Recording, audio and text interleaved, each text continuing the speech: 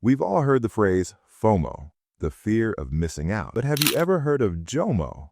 That's the joy of missing out. If your idea of a perfect Friday night involves zero people, a comfortable pair of sweatpants, and a door that is locked tight, people might call you antisocial or a hermit. But today, I want to show you why staying home isn't just a preference, it's actually a brilliant psychological strategy for some of the most creative and deep-thinking people on the planet. Today, we're talking about the science of why you love your home so much and why that might actually be your greatest superpower. Think of every person like a smartphone. Some people are plugged into a giant power grid. They get charged up by the noise, the crowds, and the chaos of the outside world. We call them extroverts.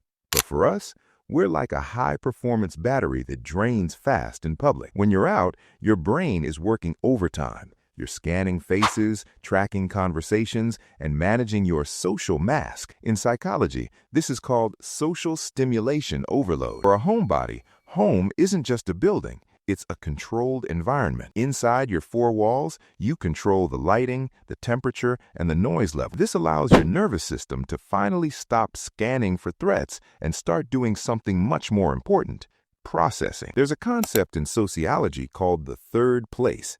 This is usually a cafe, a park, or a pub, a place where you hang out that isn't home or work. But for many of us lately, the third place has disappeared.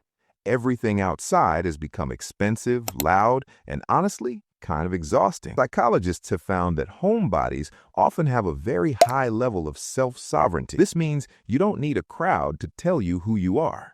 While other people are looking for a vibe at a club, you're creating your own vibe in your living room. Staying home doesn't mean you hate people. It means you prioritize quality over quantity. You'd rather have one deep conversation over a pizza on your floor than 20 small talk conversations at a loud party where you can't even hear yourself think. Here's the smart friend secret.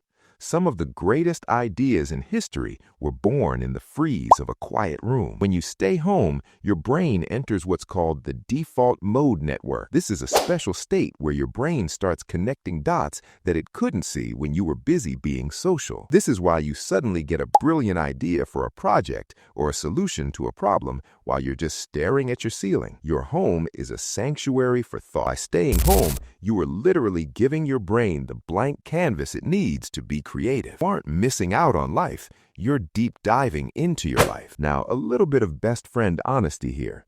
Staying home is a superpower, but only if it's a choice. If you're staying home because you're scared of the outside world, that's anxiety. If you're staying home because you're recharging so you can conquer the world later, that's wisdom. Don't let the world make you feel guilty for needing your space. In a world that never stops talking, there is a quiet strength in knowing how to be alone. You aren't boring, you're just well rested. If you're watching this from the comfort of your bed or your favorite safe spot on the couch, drop a house emoji in the comments. Let's see how many of us are homebodying together right now. I'm Psyche Social. Stay smart, stay cozy, and I'll see you in the next one.